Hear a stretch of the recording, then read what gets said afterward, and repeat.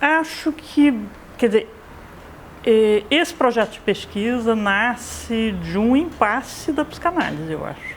Quer dizer, esse modelo teórico da psicanálise, né, que tinha por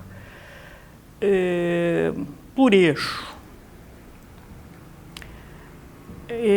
o balizador do edípico, ou seja, quer dizer, toda a construção teórica da psicanálise, ela é montada a partir de um modelo de aparelho psíquico onde você tem alguns balizadores, né?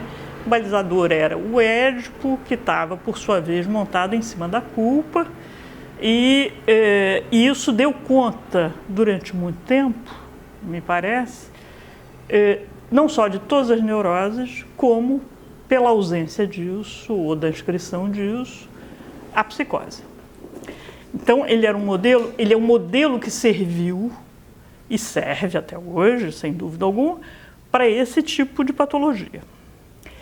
Quando a gente começou a trabalhar com as ditas, entre aspas, patologias narcísicas, quer dizer, quando a gente começou a encontrar um certo tipo de paciente onde a questão edípica não aparecia, onde as questões narcísicas sobressaem, né? Porque o mundo, de alguma maneira, a cultura vai fazer, vai imprimir algumas características prevalentes, né? Não só os sintomas vão ser prevalentes, como mesmo no caso das neuroses, as neuroses vão ganhar, né, um viés narcísico, né? Hoje você tem dentro da histeria um viés narcísico. Você vai encontrar muito mais isso do que a histeria clássica que se tinha antes. Então, quando a gente começou a se deparar com isso, a gente começou a ter que descrever esses pacientes pela negativa, né? Então, eram pacientes que não sonhavam, eram pacientes que não apresentavam as chamadas formações do inconsciente. Né? As formações do inconsciente em Freud é lapso, sonho, a transferência, o xiste, enfim. Essas seriam o acesso que se teria a esse material inconsciente. Quando você começa a ter pacientes que isso não se apresenta, que é o caso, a gente começou a ter alguns problemas. Você começa a ter que definir pela negativa. Foi assim que começou. E definindo pela negativa, a primeira coisa que me ocorreu eu estou falando feito uma melancólica. O melancólico fala assim, pela negativa. E aí eu acho que foi nesse momento que foi me incomodando muito, quer dizer, em que eu queria encontrar uma possibilidade de falar desses pacientes de uma maneira afirmativa e não falar deles pela negativa, pelo que falta, como se eles fossem deficientes e não como se eles fossem simplesmente diferentes. Nesse momento era preciso abrir mão, de alguma maneira, do modelo da neurose e pensar outros balizadores pré-edípicos, de alguma maneira. Então, que balizadores seriam esses, né? Isso vai aparecer conforme o atendimento desses pacientes. Então, vai aparecer uma questão com o tempo, com a imagem corporal, uma questão de uma narrativa muito imagética e muito pouco metafórica, né? O que eu chamei de uma narrativa parnasiana, quer dizer, como se fosse uma narrativa realista ao extremo, né? De uma descrição em detalhes ao extremo. E eu acho que, bom, pela minha formação, por uma série de coisas, eu trabalhei durante muitos anos Ferenczi, eu comecei a me lembrar de muitos textos do Ferenczi e voltei a ele. Por quê? Porque Ferenczi trabalhou o pré-edípico, né? Ferenczi é um autor dentro da psicanálise que foi caracterizado como um autor dos casos difíceis, né? como esses casos eram alguma coisa que não interessava na época, exatamente porque eram patologias pré-edípicas de alguma maneira. Então é nesse sentido que a gente precisou pensar outros balizadores, né? Onde a questão do tempo era fundamental e a questão da imagem corporal também.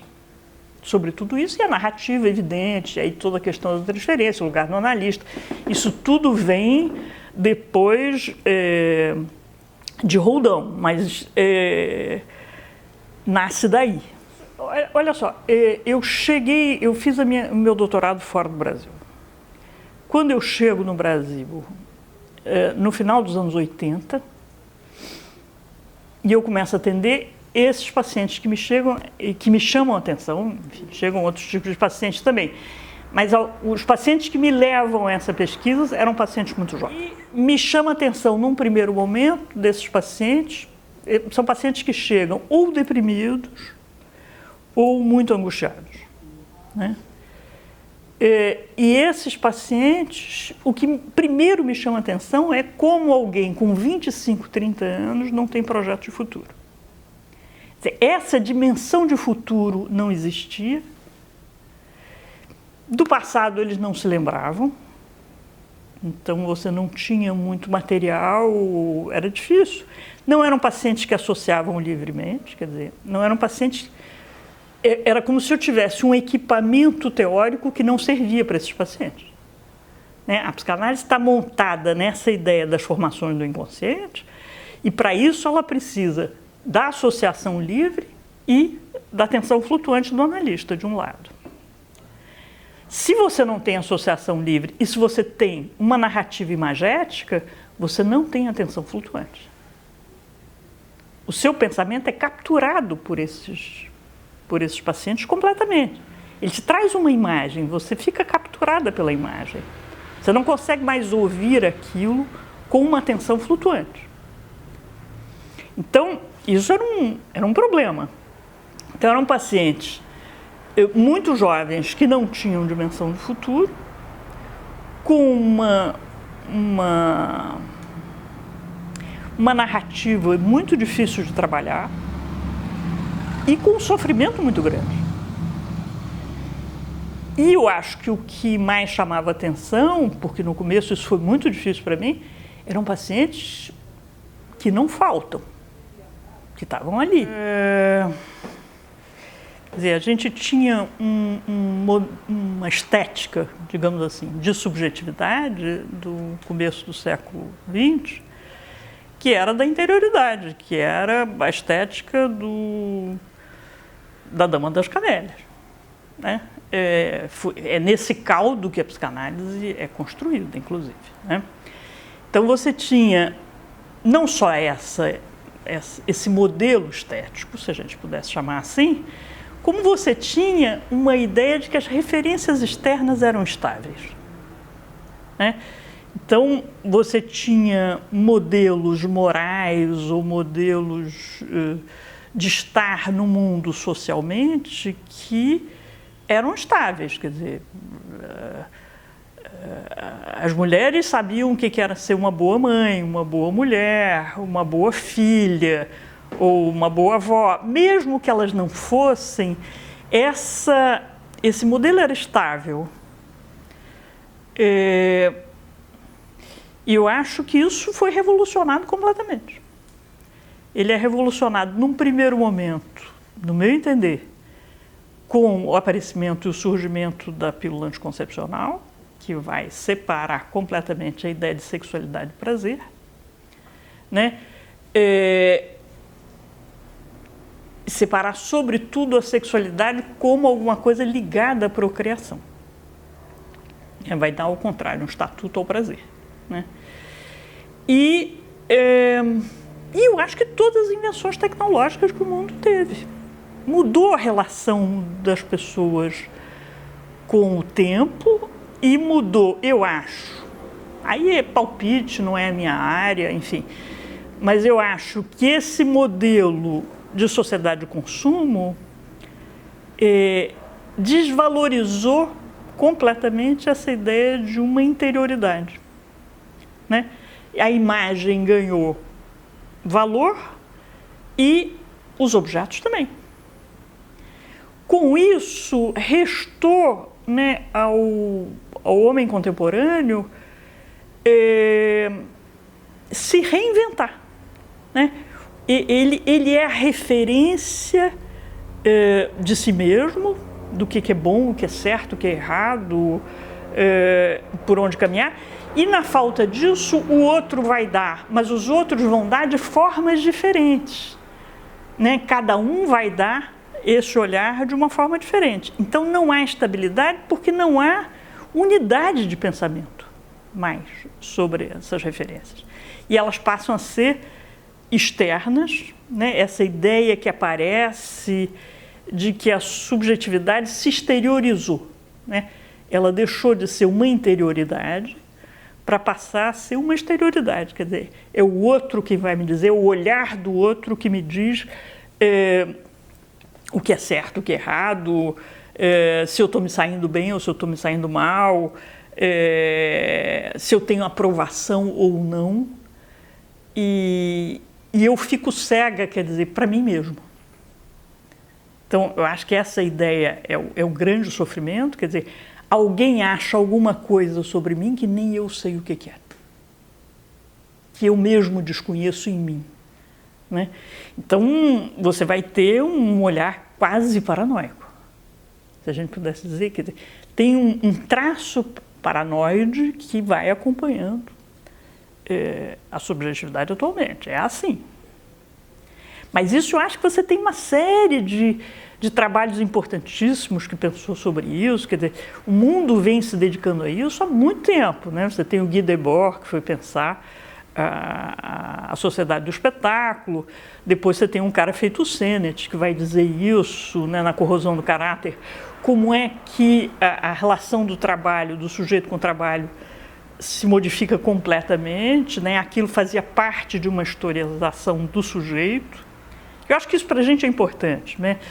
Essa ideia de que se perdeu uma coisa fundamental, que é a noção de história, de si mesmo, né? Você como não só um arquivo das suas experiências, como você se olhar como consequência dessas experiências, né?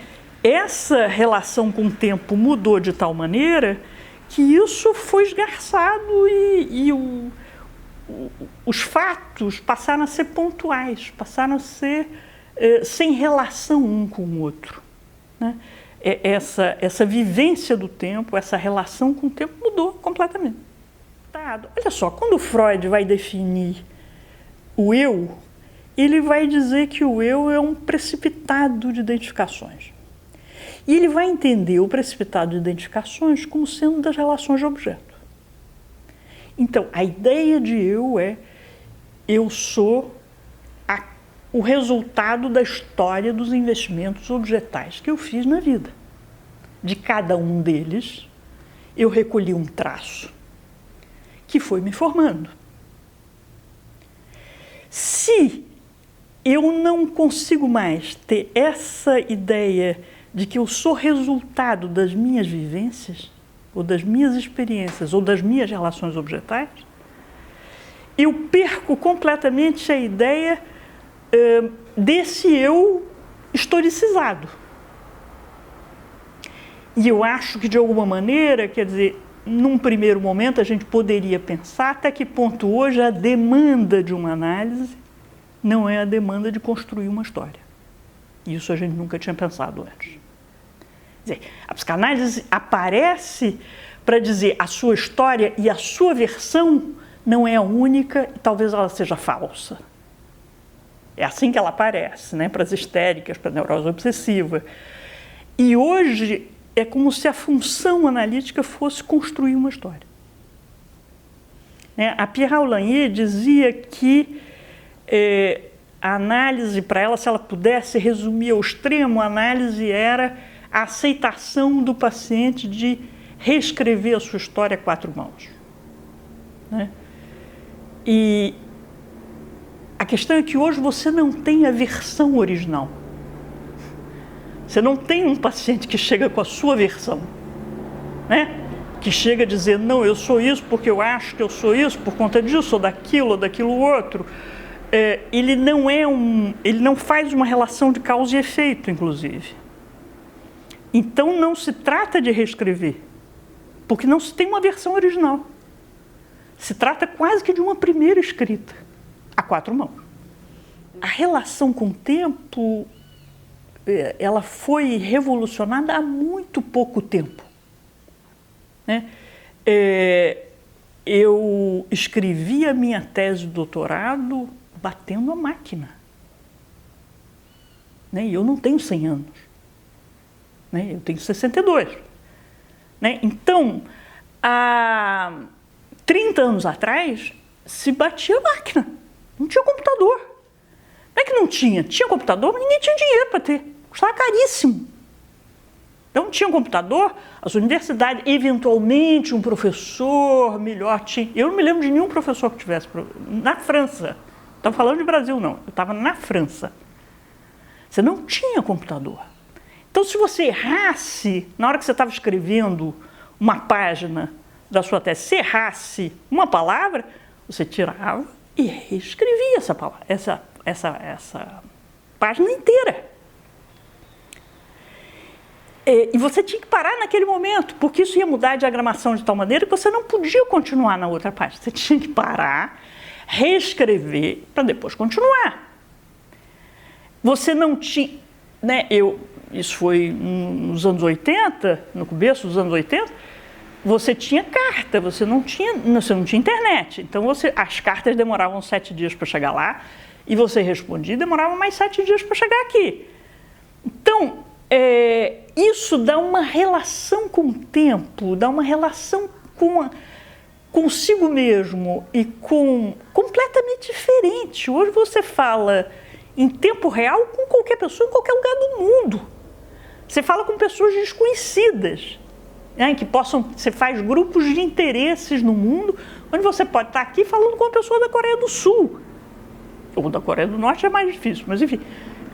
Você pode falar com qualquer pessoa, em qualquer lugar do mundo, em tempo real. Isso dá uma modificação completa da sua relação com você também. Então, não é questão de que era melhor ou é pior, é absolutamente diferente. Olha só, o Michel Serres escreveu um livro que eu acho fantástico, chamado Polegarzinha, né? Esse livro, ele diz coisas que eu nunca tinha pensado, né? Do tipo, você não precisa mais no mundo ter memória. Que era uma coisa valorizadíssima, né? Quem era o ser culto, o intelectualmente respeitado, o sujeito que tinha lido uma série de coisas, mas sobretudo que se lembrava do que tinha lido, que era capaz de articular, né, este livro com aquele ali, e se lembrar até de passagens daquele. Esse era o sujeito erudito. Hoje, a memória de qualquer pessoa cabe no seu celular. Basta que o celular tenha uma boa memória. Você não precisa mais ter memória, né? É engraçado porque as pessoas mais velhas hoje ainda são muito preocupadas se elas estão perdendo a memória ou não por conta da questão do Alzheimer. Mas os meus alunos de 20 anos não têm memória nenhuma. Eles não lembram de nada. Porque não precisam. Então, a ausência de memória, ela passa por todas as idades. Por quê? Porque você tem a memória na palma da mão.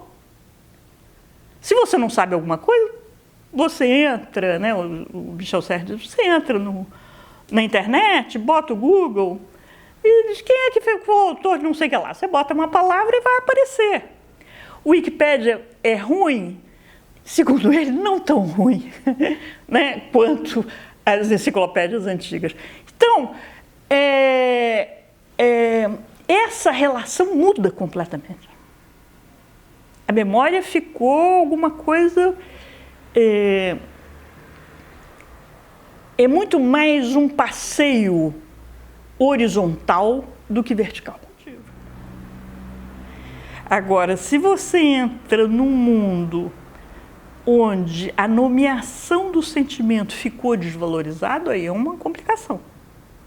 porque eu acho que aí é um problema para a psicanálise. Quer dizer, os sentimentos precisam ganhar nomes. A gente é um ser de palavra. Isso não adianta. O mundo pode mudar completamente, seremos sempre assim. Né? A única maneira do ser humano lidar com o mundo é pela fala. Então, se você não consegue nomear sentimentos, dar nome a eles, circunscrever isso, a sua dor psíquica fica muito mais difusa. Né? Quando você não nomeia, você tem um sofrimento difuso.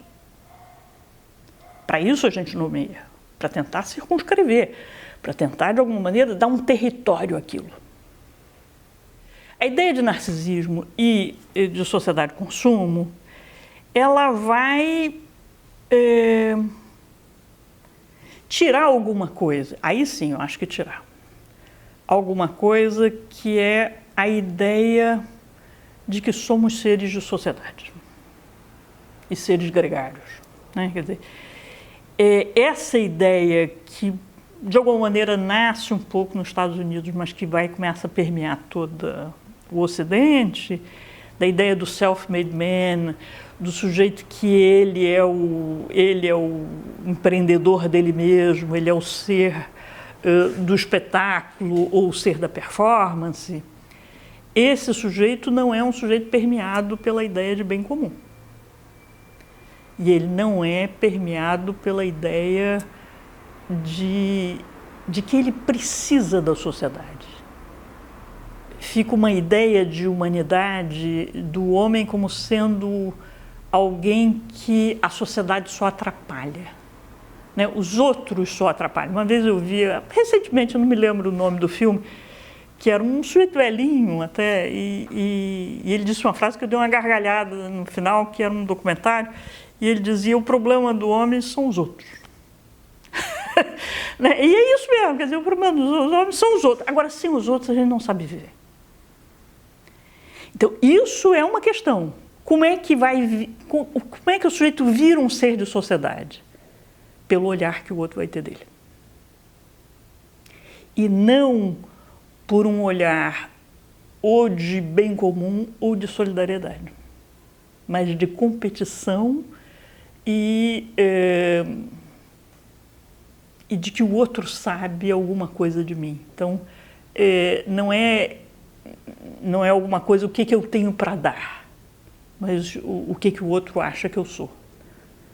Então, eu acho que, em grande parte, quando as pessoas são muito jovens, os casos de depressão que você tem hoje, com 15 anos, 16 anos, meninas com 3 tentativas de suicídio, enfim, e o diabo, como eu já vi, são pessoas que se sentem inúteis na sociedade.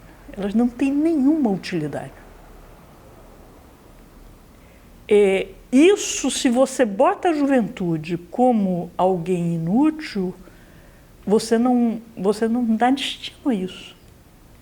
Eu acho que, de alguma maneira, o mundo complicou-se de tal maneira que, graças a Deus, os jovens estão indo se organizar de alguma maneira e se sentirem úteis, né? E quererem alguma coisa e terem alguma utilidade.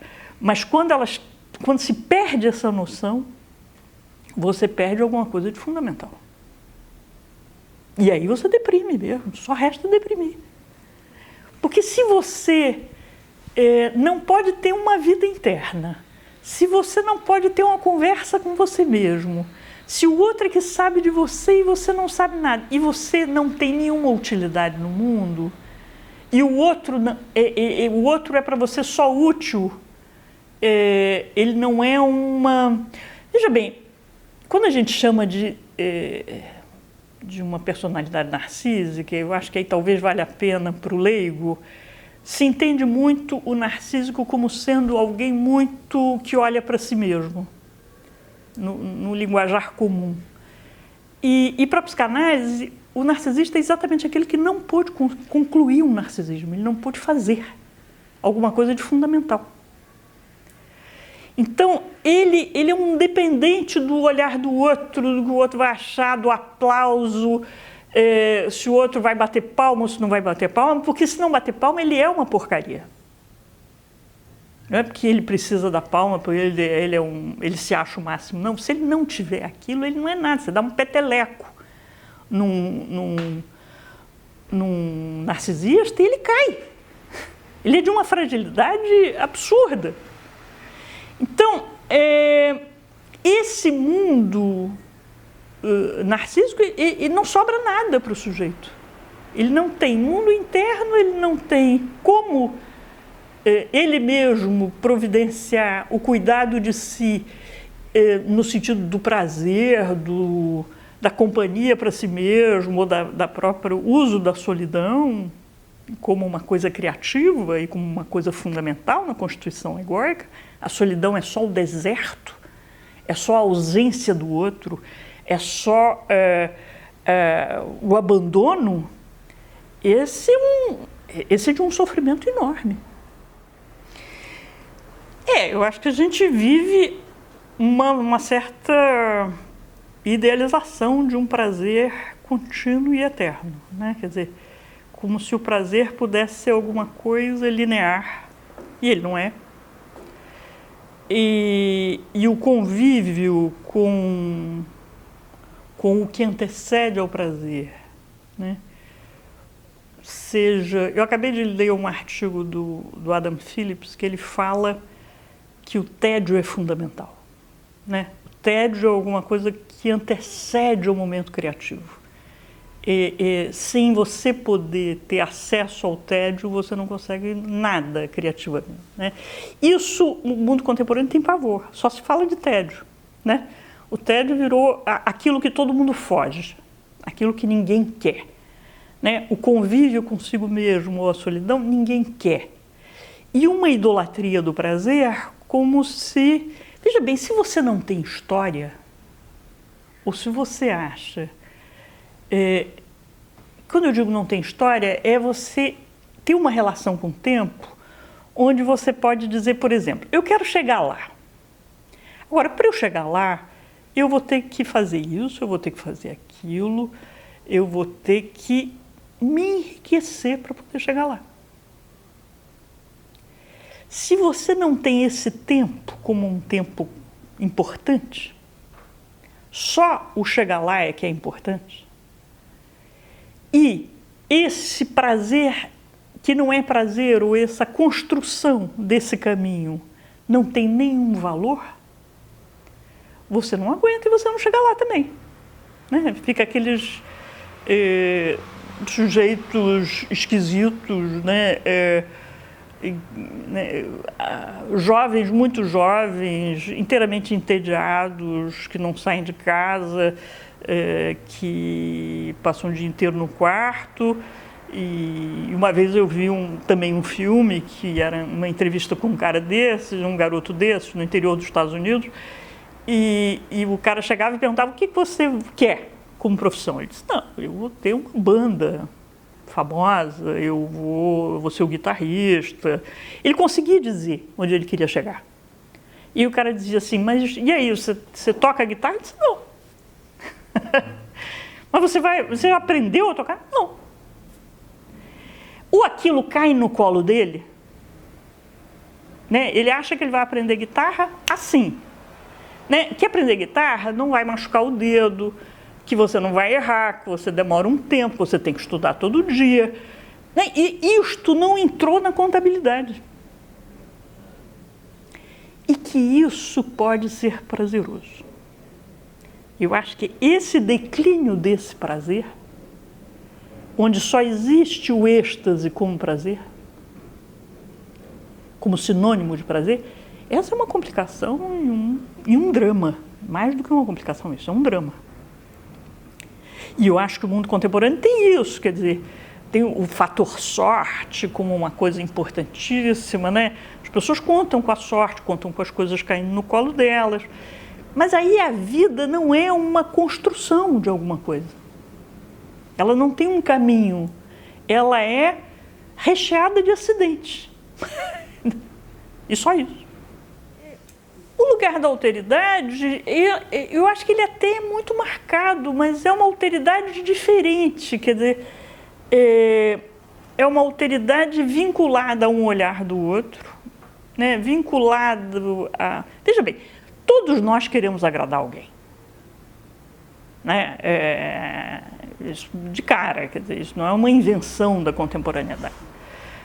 Você quer aprovação, as pessoas querem... Agora, isso tem que ter um diálogo interno, né? Se eu encontrar com alguém que me disser, Tereza, adorei o seu cabelo louro, eu tenho um referencial interno para dizer, esta pessoa está falando de alguma coisa que ela não está me vendo. Eu não sou loura, não tenho 1,70 m, né? Eu tenho um eco interno que vai dizer, essa é uma fala que eu valido ou essa é uma fala que eu não valido.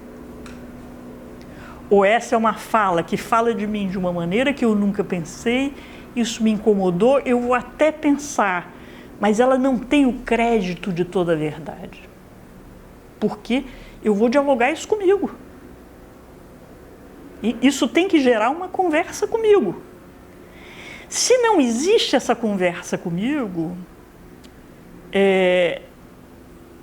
você pode achar que tem alguma questão com a alteridade, mas eu não sei.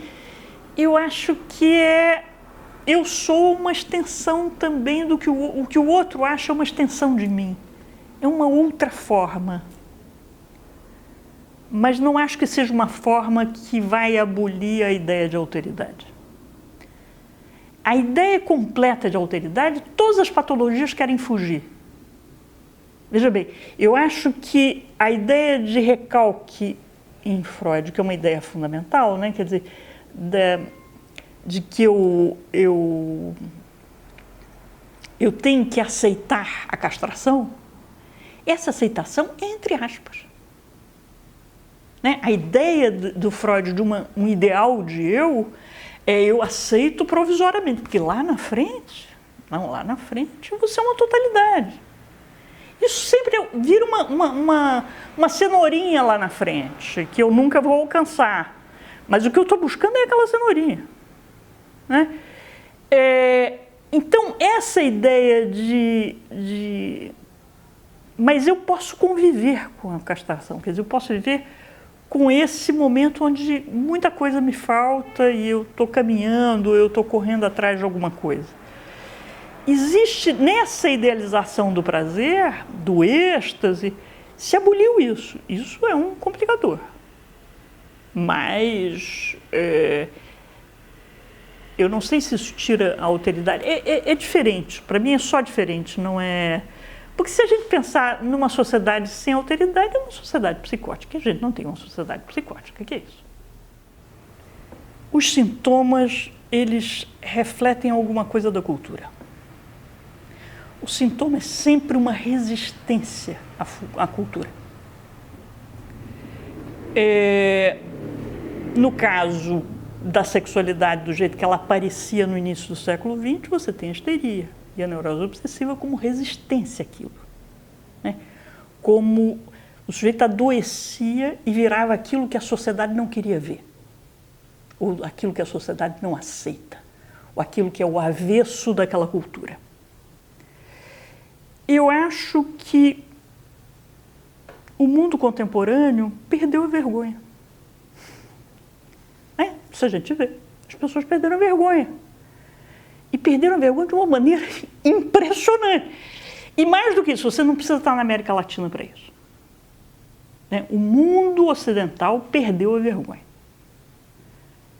Há 3 dias atrás eu vi uma matéria sobre a pessoa principal na França, responsável pelo combate ao tráfico de drogas, é o maior traficante de drogas.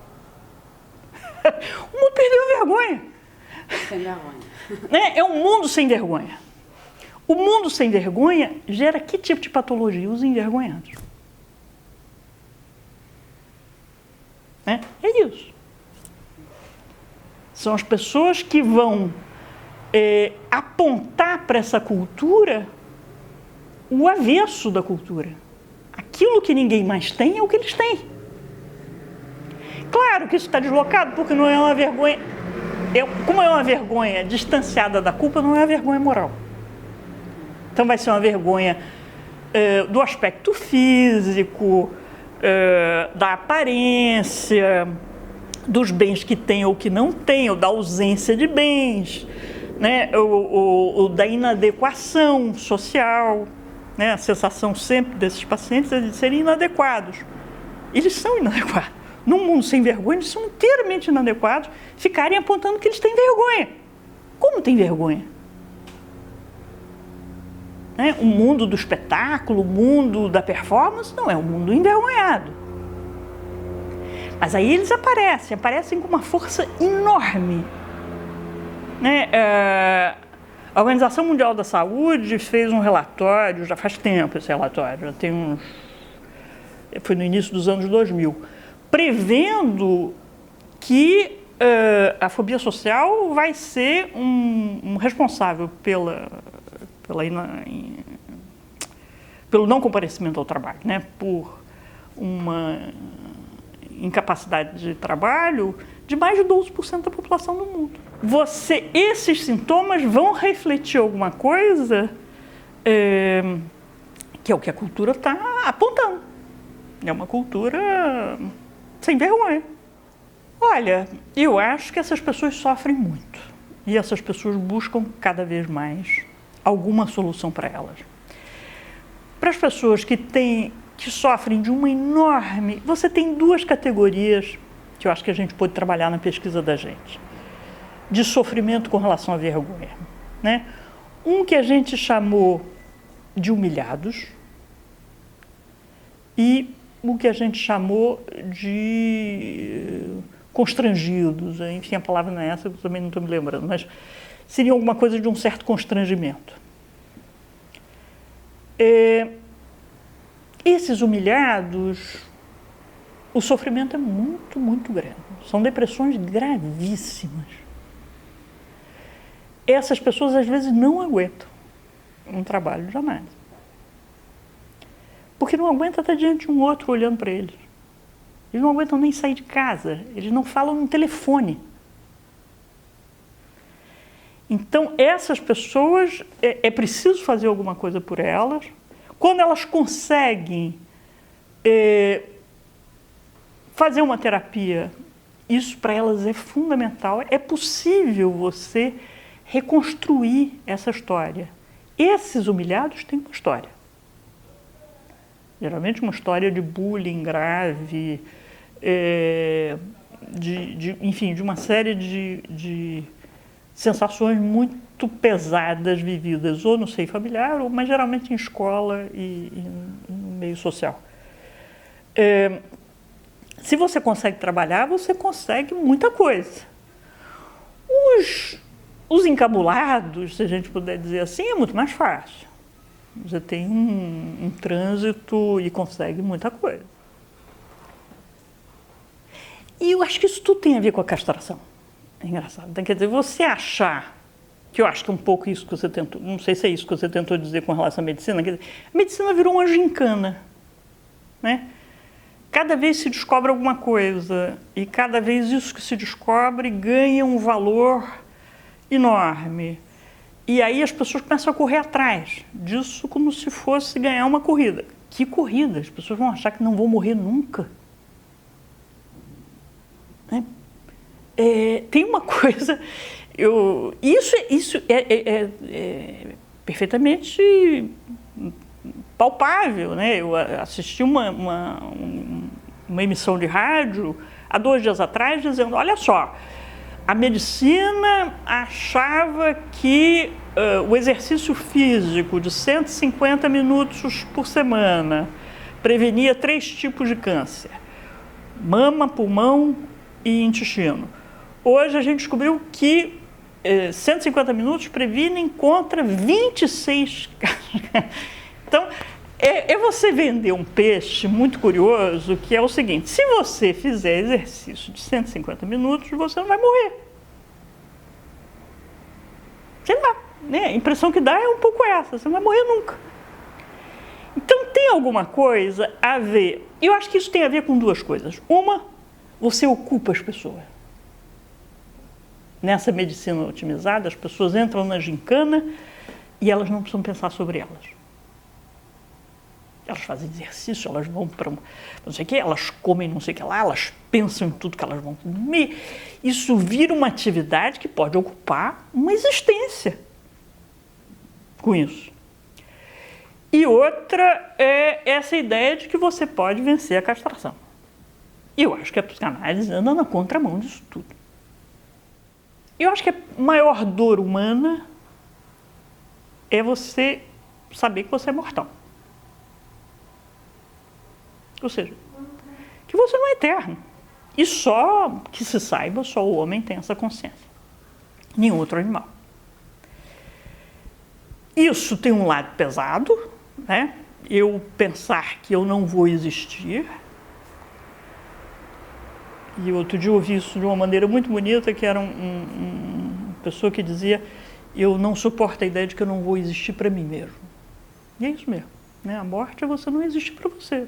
Você pode até passar a existir para os outros, na memória dos outros, mas para você não vai existir. Aceitar isso é a maior ferida narcísica para o homem, que ele pode ter. Por outro lado, é isso que vai dar valor ao que se chama vida. Né? Vida é um espaço de tempo do dia que você nasce e um dia que você não sabe qual é, né? Vai ser que você vai morrer. Esse espaço de tempo ganha valor porque ele é delimitado. Se a gente virar Highlander, tanto faz o que a gente vai fazer. Né? A gente tem 500 anos pela frente, vai lá, dane-se, entendeu? Talvez você fosse mais ecologista, só isso, para poder viver um pouquinho melhor daqui a 500 anos. Mas tirando o viés ecologista, tudo tanto faz. O que faz não tanto fazer nós somos seres castrados, é isso que eu estou chamando de castração, somos seres que vamos ter que enfrentar ou conviver com a nossa finitude, com o êxtase que não existe, com uma aceitação de sofrimento e de prazer parcial. É isso. Isso, a psicanálise é isso, né? É botar o paciente para cair a ficha, se a gente pudesse dizer isso, né? A conviver com isso da melhor maneira possível. Mas não só conviver como se fosse uma coisa ruim. Isso é fundamental. É isso, se a gente achasse que a gente é eterno, se você achar que vai morrer com 200 anos, assim mesmo você vai dizer, com 200 anos, como é que vai estar, né? Como é que vai estar você, o mundo, você pode virar pode ter Alzheimer, e aí tanto faz. Mas o que a medicina trabalha com uma promessa curiosa, que é uma promessa de eternidade, eu acho. O subtexto é uma promessa de eternidade. Então, se você consumir tantas vitaminas por dia, ou se você fizer isso, se você fizer 150 minutos de exercício, se você comer não sei o que lá, você vai... E isso vai mudando, porque é isso, né? O ovo já foi condenado, foi absolvido. Isso, além do mais, é falho, né? Isso, além do mais, não é uma verdade que dure, né? Essa verdade. Não que eu não acho importante, não. Acho que a única coisa que a medicina consegue fazer hoje, ela consegue produzir muito pouco para as patologias. O que ela consegue produzir hoje bem é para prevenção. Tudo bem, vamos aproveitar o que der para aproveitar. Mas tendo algum olhar crítico para isso, né? Quer dizer, isso é uma indicação, isso é para viver melhor, enfim. Mas eu acho que a psicanálise não dá o braço a isso, em hipótese alguma, nem pode. A psicanálise nasce...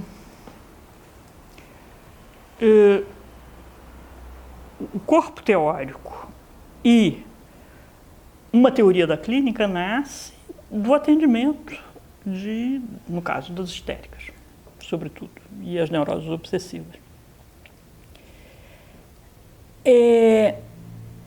Eu acredito piamente que a psicanálise tem que ser isso.